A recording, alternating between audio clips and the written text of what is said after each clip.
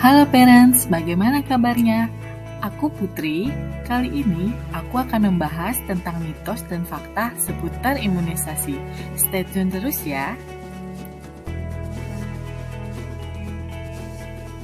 Tahu nggak sih kalau imunisasi menyelamatkan jutaan nyawa per tahun dan secara luas diakui sebagai salah satu intervensi kesehatan yang paling berhasil serta terjangkau secara biaya? Menurut Organisasi Kesehatan Dunia atau yang biasa disingkat dengan WHO, saat ini masih ada sekitar 20 juta anak di seluruh dunia yang tidak mendapatkan imunisasi dan yang mendapatkan imunisasi tidak lengkap. Akibatnya, beberapa penyakit yang dapat menyebabkan kelumpuhan bahkan kematian dan seharusnya dapat dicegah oleh vaksin kembali muncul di negara maju dan berkembang. Penyakit itu termasuk campak, pertusis, difteri, dan polio.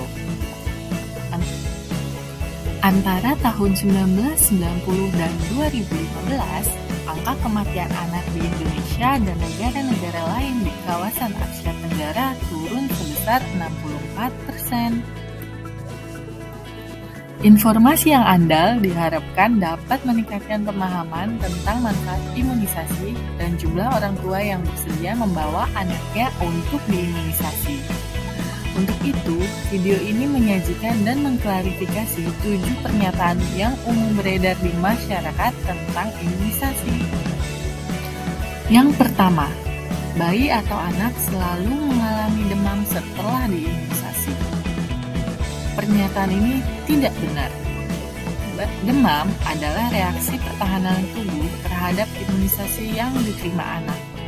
Bergantung pada kondisi tubuh, anak dapat mengalami demam ringan dan dapat disimpulkan bahwa tubuhnya memiliki reaksi yang baik. Artinya, vaksin yang diberikan bekerja sesuai harapan. Yang kedua, vaksin menyebabkan autisme. Pernyataan ini juga tidak benar.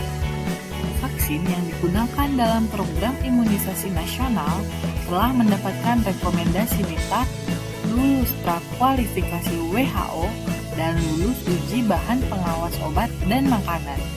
Hingga saat ini, belum ada bukti yang menunjukkan kaitan imunisasi jenis apapun dengan autisme.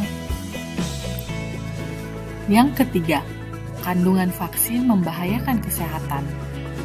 Pernyataan ini juga tidak benar.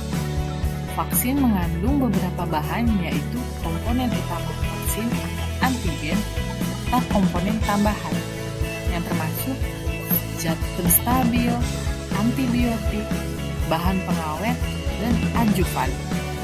Kandungan komponen tambahan ini tentunya dalam kadar rendah atau aman bagi tubuh. Yang keempat, ASI bisa menggantikan vaksin. Pernyataan ini tidak benar. ASI dan vaksin saling melengkapi dalam membangun kekebalan tubuh bayi dan anak. Pemberian ASI secara eksklusif disertai gizi yang cukup dan berimbang memberikan anak perlindungan terhadap penyakit secara umum. Sementara itu, perlindungan terhadap penyakit yang bisa dicegah oleh vaksin didapatkan secara spesifik melalui pemberian imunisasi lengkap. Yang kelima, imunitas alami lebih baik dibandingkan kekebalan yang dibangun oleh vaksin. Pernyataan ini juga tidak benar. Infeksi alami bisa menyebabkan komplikasi berat bahkan mematikan. Hal ini berlaku untuk banyak jenis penyakit, termasuk penyakit yang seringkali dianggap ringan seperti campak. Selain itu, infeksi alami tidak selalu memberikan kekebalan berjangka panjang. Contohnya dalam hal penyakit pertusis atau batuk rejan. Yang keenam, suntikan ganda aman bagi bayi atau anak. Pernyataan yang ini benar. Jika diperlukan, tenaga kesehatan akan menyarankan agar anak mendapatkan lebih dari 1 kali suntikan vaksin. Hal ini dapat dilakukan karena vaksin sudah terbukti aman, efektif, tidak mengganggu vaksin lain, dan tidak meningkatkan risiko sakit pada anak. Menerima suntikan lebih dari 1 kali mungkin terasa tidak nyaman, Namun hal ini tidak akan berlangsung lama. Penyedia layanan imunisasi akan senantiasa mematuhi prinsip-prinsip pemberian suntikan yang aman, aturan penyimpanan vaksin sesuai prosedur, dan memperhatikan kontraindikasi imunisasi. Yang ketujuh, kekebalan kelompok dapat dicapai melalui vaksinasi. Pernyataan ini benar.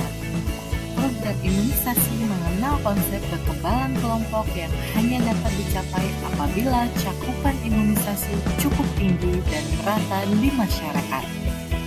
Pengertian bahwa kekebalan kelompok dihasilkan dari paparan langsung individu yang sehat terhadap penyakit adalah keliru.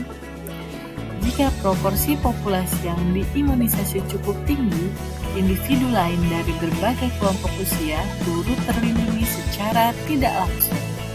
Dengan demikian, laju persebaran penyakit turun dan wabah dapat dicegah. Prinsip mendasar dari konsep ini menyatakan bahwa memastikan tercapainya cakupan imunisasi merata pada populasi target adalah prasyarat bagi terlindungnya seluruh masyarakat. Oke, sampai di sini dulu ya video kali ini. Semoga dapat bermanfaat untuk kita semua. Jangan lupa untuk melakukan imunisasi rutin sesuai dengan tahapan usia anak ya parents. Sampai jumpa.